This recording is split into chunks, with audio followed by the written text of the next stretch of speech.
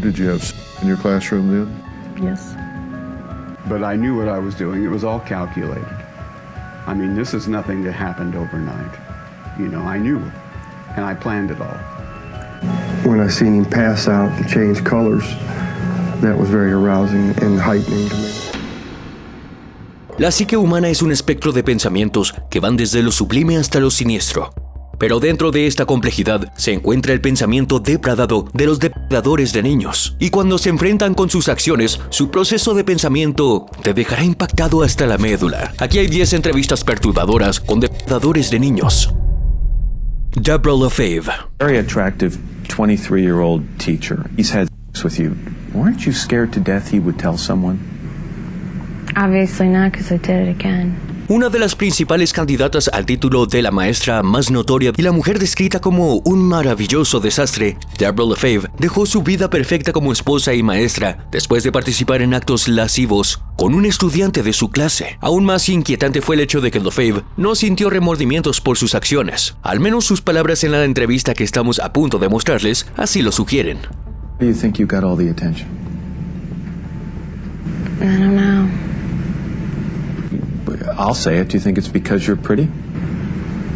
I think so. Nacida el 28 de agosto de 1980, LaFave se crió en Florida, donde asistió a la escuela secundaria East Bay hasta 1996. Después de graduarse, tuvo una breve temporada como modelo, posando para diferentes revistas debido a su encantadora apariencia. Se licenció en inglés en la Universidad del Sur de Florida y consiguió un trabajo como profesora de inglés en la escuela secundaria Greco en Temple Terrace, Florida. Durante su primer año en el trabajo, se casó con Owen LaFave, quien, según su historia, era bastante insegura debido a su buena apariencia, pero nunca en sus sueños imaginó que su esposa no solo la engañaría, sino que lo haría con un estudiante de su clase. Deborah se dio cuenta de que un chico en su clase mostró interés en ella. Era extremadamente coqueto, lo que le hizo darse cuenta de que quería algo que ella no le importaba darle. En mayo de 2004, fueron a ver a su primo en Ocala. Deborah le dio a su prima las llaves de su auto mientras ella se movía al asiento trasero para tener relaciones sexuales con el chico. Even if he's not your student and you're a married woman, it's a pretty brazen thing to do. Were you scared? It didn't even bother me.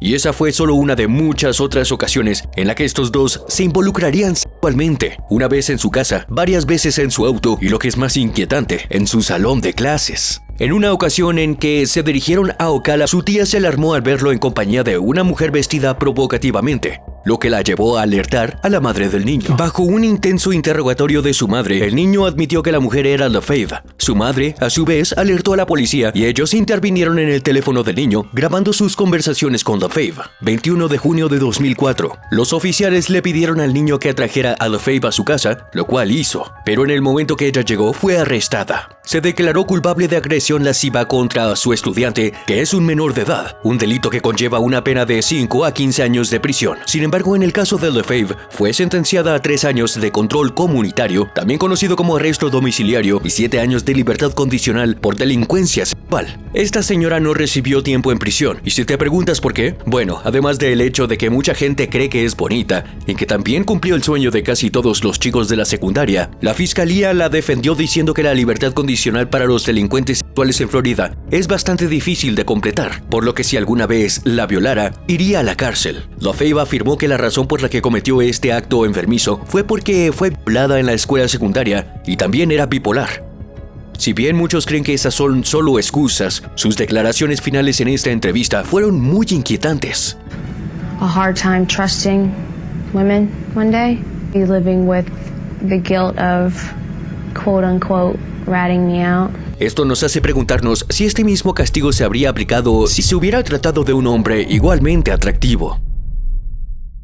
Jennifer Caswell. Coming closer to me and I would kind of walk away to the other part. He just walked up to me and then he kissed me. 18 de junio de 2014, la policía de Mississippi atrapó a Jennifer Caswell, una profesora de inglés de 28 años, en una habitación de hotel de Mississippi con un estudiante. Había renunciado a su puesto en la escuela secundaria Hollis en Oklahoma en medio de rumores y ahora la policía tenía la evidencia necesaria. La señora Caswell, que había estado casada durante más de 10 años y tenía un hijo de 6 años, afirmó haber sufrido soledad en su matrimonio. Durante su entrevista con el Dr. Phil, afirmó que nunca había recibido regalos de nadie y que se sentía sola. Tan sola que las palabras coquetas a medias de un estudiante fueron suficientes para convencerla. I wasn't used to getting attention at all. I mean, I never got complimented, never even talk. It was like living with a roommate. Durante las primeras etapas de la investigación de su relación, no había ninguna prueba contundente que sugiriera que Caswell había cometido un delito sexual de ningún tipo contra el estudiante, conocido simplemente como MC. Era un mero rumor que pasaban tiempo juntos en muchas ocasiones sin la presencia de nadie más que observara su interacción. Debido a esto, MC fue puesto en un periodo de detención dentro de la escuela, lo que lo sacó de las clases de Caswell. Sin embargo, regresó a su horario habitual aproximadamente una semana después. Luego, en múltiples ocasiones, se encontró a MC conduciendo por el vecindario y pasando tiempo con ella después del horario escolar. En una ocasión, las cámaras de vigilancia dentro de las instalaciones de la escuela capturaron a Caswell y MC entrando solos en un aula oscura y luego saliendo riéndose entre ellos. Cuando se interrogó al estudiante sobre el incidente, afirmó que no estaba pasando nada entre ellos y que ella era una excelente maestra. Pero las autoridades obviamente no creyeron nada de eso. Durante las vacaciones de verano, la víctima huyó de su casa en Oklahoma y aceptó conducir 650 millas hasta Mississippi para pasar un fin de semana en un hotel con la señora Caswell. Las autoridades rastrearon sus movimientos y después arrestaron inmediatamente a la señora Caswell. Posteriormente, se declaró culpable de 3 cargos de violación en segundo grado, 2 cargos de seducción a un menor y un cargo de sodomía forzada, y recibió una sentencia de prisión de 10 años. Además de eso, se le ordenó a la señora Caswell que pagara $1 millón por sus crímenes a la víctima y su familia. Sin embargo, antes de su sentencia, tuvo una entrevista con el Dr. Phil, donde reveló en detalle cómo se desarrolló toda la experiencia. Comenzó narrando lo aburrido que era su matrimonio y cómo este estudiante se aseguraba de felicitarla todos los días, cruzando la línea entre el profesionalismo y el amor, cediendo a sus deseos cuando él se acercó audazmente a ella y la besó. I kept on saying, no, we can't do this, no, but he wasn't forcing me. I could have easily just walked out of my classroom. Caswell no solo está cumpliendo condena, sino que tiene una enorme deuda de $1 millón que pagar cuando salga. Y aunque muchos creen que es una depredadora sexual, ella personalmente cree que fue un gran error del que se arrepentirá en el futuro. Never thought I would be in this situation. I'm not a monster and I'm not a predator. Clarence Bain. After about 2 years of molesting my son and all the pornography that I had been buying, I had gotten my hands on some bondage and discipline pornography with children involved. Agosto de 1998, Clarence Bain, un perpetrador de pornografía infantil, se declaró culpable de violar a su hijastro y obligarlo a posar para fotografías usando parafernalia de bondage. Y sé que es una locura, pero ni siquiera es lo peor que hizo. Bain violó a su hijastro y lo obligó a practicarle sexo oral repetidamente durante un periodo de 4 años, lo cual hizo con una frecuencia de hasta una vez por semana en su casa en Van Nuys, California. Y en cuanto a la madre del niño, Bain la amenazó con hacerle daño si alguna vez denunciaba o si el niño no hacía lo que él quería. Según informes posteriores, Bain hizo que el niño usara collares y brazaletes con púas estilo bondage y también lo obligó a replicar poses que encontró en revistas gráficas. En varias ocasiones, hizo que el niño abusara de otra víctima, una niña, cuando él se quedó a cargo de ambos. 20 de junio de 1998, Clarence Bain fue arrestado después de que los agentes del sheriff hicieran una comparación rutinaria de la matrícula de su coche que estaba estacionado enfrente de la casa de su ahora separada esposa. Se presentaron en su casa con una orden judicial por una infracción de tráfico. Decidieron hacer una rápida búsqueda de su vehículo, pero lo que encontraron fue realmente inquietante. Encontraron varias fotografías de un niño en poses estilo bondage. Uno de los agentes reconoció inmediatamente al niño que estaba jugando en el patio delantero en el momento que se detuvieron. Bain fue detenido para interrogarlo y al obtener una orden de allanamiento para su casa, encontraron juguetes sexuales, parafernalia, revistas pornográficas, fotografías gráficas de su hijastro y un video pornográfico del niño. Fue un horror extremo de contemplar. Pero el verdadero horror llegó cuando se llevaron a la víctima para interrogarla. Según el niño, afirmó que tuvo que soportar los fetiches sadísticos de Bain para proteger a su madre y evitar que Bain abusara de su hermana. Las autoridades también descubrieron que esa no era la primera vez que Bain tenía un encontrazo con la ley. En 1992 fue condenado por 2 cargos federales de enviar y recibir pornografía infantil, por lo que recibió una sentencia de 18 meses de prisión. Cumplir esa condena no fue suficiente para reformar a este monstruo. En su entrevista con la doctora Anna, describió cómo la pornografía lo influyó para llevar a cabo los mismos actos con su hijastro. También habló cómo su deseo de abusar de las víctimas se convirtió en una obsesión por matar. Y tengan en cuenta que su hijo intentó denunciarlo varias veces, pero nadie le creyó. Y esto empujó a Bain a llevar a cabo otros actos depravados con otras víctimas al azar en la calle. Pick some children up at the stores, at the penny arcades, and I have snatched some off the street. 6 de agosto de 1998, Clarence Bain se declaró culpable de abuso sexual agravado de un menor. Se le impuso la pena máxima de 15 años a cadena perpetua, y aunque completó su sentencia a principios de la década de 2000, algunas fuentes afirman que Bain falleció por causas naturales. Si hay algo por lo que hay que estar agradecido, sería el hecho de que sus acciones depravadas no se cobraron la vida de su hijastro. Mary Kay Letourneau, probablemente la depravadora de menores más notoria de nuestra generación. Mary Kay Letourneau no solo consiguió una víctima para su explotación sexual, sino que también terminó casándose con él y teniendo 2 de sus hijos. Nacida en 1962 en Tustin, California, de padre político, Mary Catherine Schmitz se crió en un hogar católico estricto. Tuvo una infancia bastante normal y le proporcionaron todo lo que siempre quiso, dado que su padre era rico. Mientras asistía a la Universidad Estatal de Arizona, Mary conoció y se casó con su compañero de estudios, Steve Letourneau, y concibió el primer de 4 hijos con él. En entrevistas posteriores, afirmó que no estaba enamorada de Steve, sino que se casó con él después de que sus padres la instaran a hacerlo. No obstante, la pareja se mudó a Anchorage, Alaska, donde Steve encontró trabajo como manipulador de equipaje para Alaska Airlines. Después de un año en Alaska, Steve fue transferido a Seattle, Washington, donde Mary dio a luz a su segundo hijo. Se graduó de la universidad con su título de maestra, lo que le permitió conseguir un trabajo como maestra de segundo grado en la escuela primaria Shorewood en el suburbio de Burren, en Seattle. Fue durante ese periodo cuando su matrimonio comenzó a sufrir. Tenían problemas financieros y ambos tenían relaciones extramatrimoniales.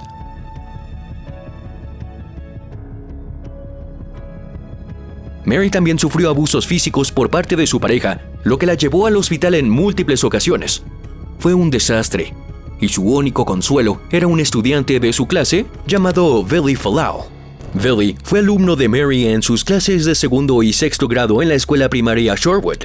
En el verano de 1996, cuando Letourneau tenía 34 años, hizo avances inapropiados hacia Billy, cuando él todavía no había alcanzado la edad de consentimiento. Y durante el poco tiempo que estuvieron juntos, la policía encontró a Mary con Billy en un auto en un estacionamiento, mientras Billy fingía estar durmiendo en el asiento trasero. Cuando se les pidió identificación, y Billy mintió sobre su edad, diciendo que tenía 18 años. También afirmó que no hubo contacto físico, y aunque muchos están bastante sorprendidos de que la policía no les pidiera una identificación, lograron escapar de las manos de la justicia en ese encuentro, pero no por mucho tiempo. El 4 de marzo de 1997, después de que un pariente del esposo de Mary se comunicara con la policía sobre su pequeño romance con Billy, ella fue arrestada y acusada ante el tribunal. Mary se declaró culpable de 2 cargos de violación infantil en segundo grado, pero ahí fue donde comenzó la verdadera historia. Mientras esperaba su sentencia, dio a luz a su primer hijo con Billy. El estado intentó sentenciarla a 6 años y medio de prisión, pero debido a su condición de madre lactante y a través de un acuerdo de culpabilidad, su sentencia se redujo a 6 meses, 3 de los cuales fueron suspendidos en la cárcel del condado. También se le exigió que recibiera tratamiento para delincuentes sexuales durante solo 3 años. Y los medios de comunicación se sorprendieron con el veredicto del tribunal, pero solo 2 semanas después de cumplir su sentencia, Mary fue encontrada nuevamente con Billy en su auto estacionado cerca de su casa. Mary estaba tan obsesionada con este chico que violó descaradamente su libertad condicional solo para volver a encontrarse con él. La historia de su amor distanciado fue noticia en todos Estados Unidos, y una vez más, Mary fue enviada de nuevo a prisión. En febrero de 1998, el juez revocó su acuerdo de culpabilidad y restableció la sentencia de prisión por violar la orden de no contacto. Mientras estaba encarcelada, dio a luz a su segundo bebé y fue obligada a confinamiento solitario durante los primeros 18 meses de su sentencia. Billy abandonó la escuela, se volvió alcohólico y luchó contra la depresión ideación suicida. El 4 de agosto de 2004, Mary fue liberada de prisión, mientras que Billy, que ahora tenía 21 años, persuadió al tribunal para que revocara la orden de no contacto. Una vez que lo hizo, Billy y Mary se casaron en menos de 6 meses. Esto parece un final perfecto para su amor innovador. Bueno, no podríamos estar más equivocados. A medida que Billy maduraba, también lo hacía su conciencia de su relación con Mary. Él se enfureció porque ella, sin ayuda de nadie, le había robado su infancia, entre otras cosas. Por eso, pidió el divorcio después de casi 12 años de matrimonio. Y fue entonces cuando se realizó una entrevista con 7 News World. I don't know, you called me your girlfriend. I did. Yeah, you did. Te estarás preguntando, ¿cómo pasaron de ser amantes a finalmente estar separados? Bueno, la respuesta está en el hecho de que Billy maduró y se dio cuenta de que Mary no era mentalmente estable y que ella lo había manipulado durante todos estos años. Cuando el entrevistador le preguntó, Billy dijo lo siguiente: all I was thinking about through that and how she was doing and was she okay? Would she be able to get back to her family, her kids? I never really thought about myself. El 6 de julio de 2020, Mary falleció en su casa de Des Moines, Washington, a causa de cáncer colorectal. Tenía 58 años. Billy y su familia estuvieron a su lado a pesar de su separación, y en su testamento le dejó una gran parte de su patrimonio a Billy. Do you both feel like you're soulmates? Soulmates can come, anyone. I don't really like that. Brittany Zamora. The next step is basically you do go to jail tonight. I submit some paperwork. I'm little, they're gonna tear me. Este fue el momento en que Brittany Zamora se dio cuenta de que iría a la cárcel por abusar de uno de sus estudiantes de la escuela. Brittany Zamora se graduó de la Universidad Estatal de Arizona con honores. Según su currículum, tenía un promedio de calificaciones de 10 mientras cursaba sus estudios de grado y posgrado. Luego Zamora aceptó un trabajo de profesora en la escuela primaria Littleton en Avondale, donde dice que fue galardonada como maestra del año en 2016. Al ver que era buena en su trabajo, aceptó otro trabajo como maestra de sexto grado en la Academia de Las Brisas. Sin embargo, aceptar este puesto de trabajo sacó a relucir el lado que probablemente no sabía que tenía dentro. En algún momento en 2017, Zamora iba a faltar a la escuela al día siguiente y supuestamente les dijo a sus estudiantes: no voy a ir a la escuela. Si se aburren, envíenme un mensaje porque me aburriré yo mucho. Palabras probablemente dichas al azar, pero uno de sus estudiantes terminó enviándole mensaje de texto. Zamora siguió enviándole mensajes de texto a este estudiante. Muy pronto sus mensajes de texto se volvieron coquetos, ya que Zamora expresó su amor por el chico mientras él le correspondía con la misma energía. Luego pasaron de enviar mensajes de texto a tener conversaciones físicas regulares, lo que llevó a su primer beso. Los miembros de la clase de la señora Zamora notaron favoritismo hacia este estudiante y denunciaron el caso al director. La señora Zamora fue interrogada sobre esto, pero ella negó las acusaciones y después de que el caso se cerró, llevó las cosas más allá para realizar una serie de actos lascivos contra esta víctima. El 16 de febrero de 2018, Zamora le dijo a la víctima que se escapara de la casa de sus abuelos, donde estaba quedándose durante el fin de semana. Cuando lo hizo, tuvieron oral dentro de su auto. Al día siguiente, Zamora y la víctima tuvieron otro encuentro sexual en la casa de sus abuelos. Y luego, en marzo, tuvieron relaciones sexuales dentro del salón de la señora Zamora. Un amigo de la víctima dijo a los detectives que vio a la víctima y Zamora tocarse después del concurso de talentos, y en una ocasión, la señora Zamora le pidió a este amigo que estuviera atento mientras tenía sexo con la víctima en clase. Lo que realmente fue desconcertante fue la falta de precaución con la que se ejecutaron estos actos. Se tocaban en público sin importarles quién los miraba y quién no. En consecuencia, su actitud de no me importa hacia su relación condujo a la caída de Zamora. La madrastra de la víctima tenía una aplicación instalada en el teléfono de la víctima, escaneaba en búsqueda de cualquier palabra clave y devolvía una alerta a su teléfono si alguna vez se usaba. El 21 de marzo de 2018 recibió una alerta en su teléfono después de que la palabra bebé se usara continuamente en el teléfono de su hijastro. Lo revisó y se dio cuenta de que era un perfil de Instagram. Señora Zamora, familiarizada con el nombre del perfil porque una vez le había enviado un mensaje de texto sobre su hijo, se lo contó al padre de la víctima. A su vez, la víctima fue interrogada y en poco tiempo confesó todo a sus padres. Inmediatamente llamaron al director de la escuela, quien no perdió tiempo en llamar también a la policía para denunciar a Zamora. El 22 de marzo de 2018, Zamora fue arrestada y acusada de 9 cargos de conducta sexual con un menor, 2 cargos de abuso sexual infantil y un cargo de transmisión de material obsceno a un menor, todos delitos graves. Y en este breve interrogatorio, Zamora se derrumbó al escuchar que iba a dormir en la cárcel. Bastante irónico para alguien que rompió todos los límites entre la relación profesor-alumno. Durante más de un año después de su arresto, Zamora negó las acusaciones de abuso sexual. Rechazó cualquier solicitud para hablar con los medios y su esposo también se negó a hacer comentarios, pero finalmente se declaró culpable de agredir sexualmente a su estudiante y en consecuencia fue sentenciada a 20 años de prisión.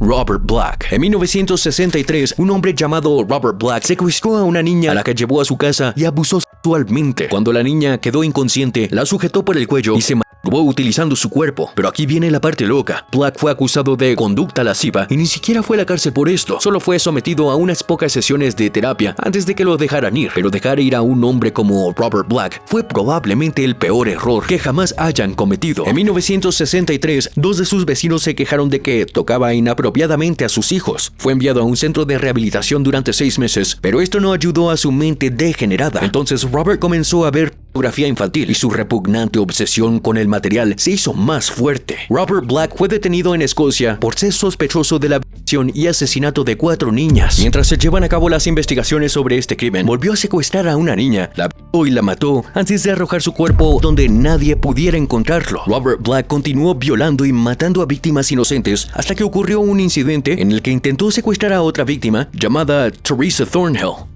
El 23 de abril de 1988, Thornhill había estado en una reunión social en un parque local con su amigo Andrew Beeston y otros adolescentes. Cuando se separó de ellos, notó que una camioneta Transit azul se detenía frente a ella. El conductor de esta camioneta se bajó y le preguntó a Thornhill si podía arreglar motores. Cuando ella respondió negativamente, Robert Black la tomó de la boca y el ombligo con los brazos e intentó arrastrarla hacia su vehículo. Lo que el señor Black no se dio cuenta fue que Thornhill no era como otras víctimas suyas. Ella era dura y no se rindió sin oponer resistencia. Le apretó los testículos, lo que hizo que él aflojara su agarre lo suficiente para que lo mordieran el antebrazo derecho. Un transeúnte corrió a ayudarla, luchando contra Black para liberarla por completo de su agarre. Estaba claro que su misión había fracasado y Black corrió al asiento del conductor de su camioneta y se alejó. El 14 de julio de 1990, Black fue arrestado después de intentar secuestrar a otra niña. Fue atrapado por un vecino que lo vio levantar a la víctima en su camioneta y alejarse. Tuvo la suerte de encontrar las placas del auto y proporcionárselas a la policía. Posteriormente se encontró la camioneta del señor Black y cuando lo obligaron a abrirla, encontraron a su víctima amordazada en un saco de dormir. Él ya la había manoseado con sus dedos y estaba buscando un buen lugar para acabar con su vida y dejar su cuerpo. Black, que ya era un hombre buscado en todo el Reino Unido, fue acusado de una docena de cargos, lo que le valió varias cadenas perpetuas. Para poner en contexto lo peligroso que era este hombre, la búsqueda a nivel nacional de él todavía se considera una de las investigaciones de asesinato más exhaustivas del Reino Unido del siglo XX. Y cuando le preguntaron por qué hizo las cosas que hizo durante una entrevista, dijo esto. En 2016, Robert Black murió de un ataque cardíaco en HMP Maghaberry, una prisión de alta seguridad en Lisburn, Isla del Norte. Muchos dicen que tuvo una salida fácil, considerando las muchas vidas que arruinó con su gratificación sexual. Wayne Williams. Only wanted to look at the negative side because they wanted in their heart for this case to be over and for Wayne to be the Atlanta Monster. They wanted closure at any cost. Al igual que en esa entrevista, Wayne Williams ha negado ser depredador de menores junto con un montón de otros delitos de los que se le ha acusado. Sin embargo, las pruebas en su contra sugieren lo contrario. Entre 1979 y 1981 hubo alrededor de 29 asesinatos que parecían estar relacionados. La mayoría de las víctimas eran niños y todos eran negros. La comunidad apodó a la ola de asesinatos como los asesinatos de niños de Atlanta y el hombre responsable fue supuestamente Wayne Williams. Nacido el 27 de mayo de 1958, Williams era el único hijo de 2 maestros de escuela, lo que lo convirtió en un estudiante naturalmente brillante en clase. Williams se graduó de la escuela secundaria Douglas y se inscribió en la Universidad Estatal de Georgia, donde solo permaneció 1 año antes de dejarla. El joven que alguna vez fue prometedor pareció perder el rumbo. A los 23 años saltaba de una casa a otra, pasando del trabajo en la radio a la producción de discos a la búsqueda de talentos. Parecía que no podía controlar nada, lo que lo llevó a una avalancha de crímenes. El 22 de mayo de 1981, unos agentes de policía que patrullaban un puente sobre el río de Chattahoochee detuvieron a Wayne Williams mientras conducía su coche. Aunque finalmente lo dejaron ir, volverían unos días después cuando se descubrió el cadáver de Nathaniel Carter de 27 años río abajo, cerca de donde la policía había interrogado a Williams. Se creía que estaba relacionado con la serie de homicidios que aterrorizaban la ciudad. Wayne Williams se convirtió oficialmente en sospechoso de los asesinatos de los niños de Atlanta. Había asesinado a tantos niños que las autoridades locales estaban perdiendo la cabeza por no tener pistas concretas. Pero no pasó mucho tiempo antes de que el FBI interviniera. Un agente pudo relacionar a Williams con la cadena de cadáveres recuperados en un río cercano a su casa. La policía también había recogido tiras de ADN del coche de Williams y del perro de su familia. Se encontraron en los cadáveres de ambas víctimas. 21 de junio de 1981 fue arrestado en su casa de Atlanta. Sin embargo, tenía sed de protagonismo y mostraba signos de disfrutar la tensión que generaba el caso de asesinato. Su entusiasmo comenzó a disminuir a medida que el caso se profundizaba y la gente comenzó a preguntarse si era el verdadero asesino de serie en Atlanta. I was probably my own worst enemy. I was an arrogant, bus-headed at the time, and I played right into these people's hands. Febrero de 1982, Wayne Burton Williams fue condenado a 2 cadenas perpetuas por los asesinatos de Payne y Carter. Nunca fue condenado por el resto de los asesinatos en el caso de los asesinatos de los niños de Atlanta, pero la policía local alegó que era responsable de ellos. Y para un tipo que decía ser inocente, tenía fuertes sentimientos negativos hacia las víctimas al llamarlas despectivamente. Does not make me a murderer simply because I said somebody is a drop shot or because I called him a drop shot. Luis Alfredo Garavito, considerado como el depredador de niños más letal del mundo, una vez hizo una confesión alucinante durante un interrogatorio por uno de los cientos de crímenes que cometió. No fue solo su confesión lo que hizo que la gente hablara, sino el hecho de que borró cualquier evidencia o rastro de sus crímenes, asesinando a cada víctima a sangre fría. El 25 de enero de 1957 marcó el nacimiento de Luis Alfredo Garavito en Colombia. Cuando era niño, Alfredo fue abusado por su padre mientras presenciaba la infidelidad de su madre. Esto arruinó su infancia, reprogramó las complejidades de las relaciones en su mente y cuando creció, desarrolló un fetiche por los niños pobres que necesitaban ayuda en las calles de Colombia, así como por los huérfanos. Posteriormente, Alfredo aceptaba a estos niños con el pretexto de ofrecerles dinero, comida o ropa. Pero en realidad los llevaba al bosque, los torturaba y finalmente los asesinaba. Alfredo era un alcohólico conocido y siempre se encontraba una botella de licor en las tumbas de sus víctimas. Pero ese no era realmente el centro de su historia. En cambio, fue la forma en que Garavito mató a sus víctimas lo que dejó a las autoridades con escalofríos. ¿Por qué? ¿Por qué? Este fue el momento en que Garavito rompió en llanto después de un interrogatorio de 18 horas. Lo que siguió a continuación fue su confesión. Les dijo que a veces cortaba la garganta de sus víctimas, las decapitaba, les cortaba las partes privadas y se las daba de comer mientras aún estaban vivas. En abril de 1999, secuestró a un niño llamado John Ivan Sabogal, a quien llevó al bosque. En el proceso, otro niño lo vio y comenzó a tirarle pedradas a Alfredo. Enojado por las acciones de este niño, lo persiguió hacia un bosque profundo y oscuro. Sabogal fue encontrado por la policía después de gritar insaciablemente pidiendo ayuda y después de que describiera cómo era el hombre, Luis Alfredo Garavito fue arrestado. Su arresto fue solo el comienzo de otra historia. Después de derrumbarse y hacerse una confesión completa, hizo una declaración rogando a los colombianos que lo perdonaran a él y a los actos que cometió. I ask the Colombian people to forgive me, to give me the opportunity which maybe I deprived many people of. Confesó haber asesinado a unos 80 niños, pero tras una investigación más profunda, se descubrió que había abusado y asesinado a 140 niños y más de 36 de ellos estaban enterrados en el mismo lugar. Y después de ser juzgado, Alfredo fue sentenciado a 1853 años de prisión, la sentencia más larga dictada en la historia de Colombia. Sin embargo, debido a una ley que limita la sentencia a solo 40 años, se redujo a solo 22. Un hombre que mató a más de 140 víctimas solo cumplió 22 años de prisión y la cantidad de años podría ser menor si exhibiera un buen comportamiento. En 2001, un juez colombiano rechazó su solicitud de liberación y no se sabe cuándo saldrá. Pero si hay algo que es seguro es que Garavito, tarde o temprano, obtendrá la libertad condicional. Very likely that Garavito would be released. Not only likely, it's inevitable. There is no such thing as life without parole. Jack Reynolds. Estas palabras no es sorprendente que vinieran de un hombre conocido por haber abusado sexualmente de cientos de víctimas de las formas más escalofriantes posibles. En 1989, Jack Reynolds fue arrestado en Tipton, Indiana, después de que un niño llamara para denunciarlo. Intentó abusar del niño, pero fracasó terriblemente. El niño, sabiendo lo que Reynolds estaba a punto de hacer, fingió que quería usar el baño, pero en cambio tomó un teléfono para denunciar el crimen a la policía. Finalmente, Reynolds fue arrestado, lo que resultó que cumpliera un total de 12 años tras las rejas por cargos relacionados con abuso sexual infantil. Jack Reynolds, ahora fuera de prisión, se sentó con una investigadora, Kara Keeney, cerca de su hogar actual en Anderson, Indiana, para hablar sobre sus aventuras como depredador. Habló sobre cómo encontró a sus víctimas y cómo los padres deben proteger a sus hijos contra personas como él. Lo que parecía una entrevista normal se convirtió en una revelación de pesadilla cuando Reynolds reveló las tácticas inquietantes que utilizó para acosar a sus víctimas. Reynolds usó una posición como árbitro juvenil y mentor para encontrar víctimas potenciales mientras trabajaba en una escuela secundaria en Indiana. Cuando se le preguntó cómo buscaba a sus víctimas, dijo: I scoped them out on school grounds. I scoped them out in Little League Diamonds. I scoped them out in my own backyard.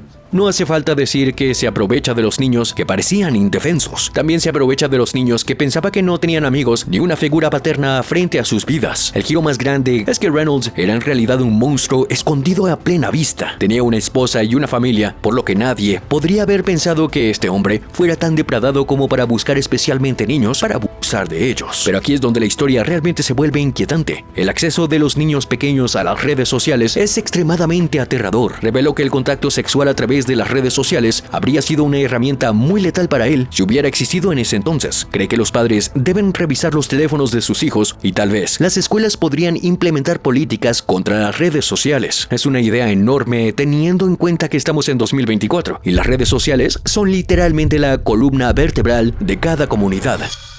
Gerald Sveda no solo era un depredador de niños, era un monstruo que obtenía el placer al realizar actos sadísticos con sus víctimas. Todo comenzó en enero de 1992 cuando Gerald Sveda fue puesto a cargo de disciplinar a los niños en la escuela primaria Hale en Chicago, Illinois. En el cumplimiento de su deber, sus fetiches malvados entraron en juego cuando se dio cuenta de que podía hacer más que simplemente disciplinar a estas víctimas. En su inquietante entrevista con la doctora Anna Salter, una doctora que se enfoca en descubrir la psique detrás de los agresores sexuales, Sveda reveló en detalle cómo sedujo a una chica para satisfacer sus necesidades degeneradas. Después de acostarse con ella, se dio cuenta de que convertir a esta víctima en su muñeca sexual iba a ser fácil. La idea detrás de sus acciones era convertirla en su adolescente, donde su único propósito de su relación sería el coito. Pero no siempre se trataba solo de relaciones sexuales. Gerald quería programar a esta víctima para que hiciera ciertas cosas en determinados momentos. Por ejemplo, reveló en esta entrevista que la enseñó a ir al baño de una manera que tal vez nunca hayas imaginado. Probablemente ya hayas escuchado suficiente de las cosas que este hombre tiene para decir. Y si te preguntas cómo lo atraparon, fue detenido después de que otra de sus víctimas, esta vez un niño, informara ingenuamente a sus padres lo que Sveda le había hecho. Los padres, preocupados, llamaron inmediatamente a la policía para que arrestaran a Sveda. Pero por supuesto, este no fue el final. El departamento de Sveda fue registrado, lo que llevó a las autoridades a encontrar una larga lista de víctimas con planes de abusar de ellas. Esto abrió la puerta a nuevos cargos, pero finalmente, el 24 de noviembre de 1994, fue sentenciado a 30 años de prisión por agresión sexual criminal agravada y 15 años por pornografía infantil, cada uno de los cuales se cumpliría simultáneamente. En la apelación, un juez concedió que la condena podía ser anulada, lo que permitió a los fiscales dictar una nueva condena por agresión sexual criminal. Esto redujo su sentencia por este cargo a 10 años y 5 años por la condena de pornografía infantil. Al año siguiente, Sveda fue nuevamente condenado por agresión sexual criminal agravada y pornografía infantil y fue sentenciado a 7 años por cada cargo que se cumplirían simultáneamente. En 1999, cumplió su condena de prisión y ahora vaga por las calles como un hombre libre. Muchos temen que a pesar de que Sveda es muy viejo, siga siendo una gran amenaza para la sociedad.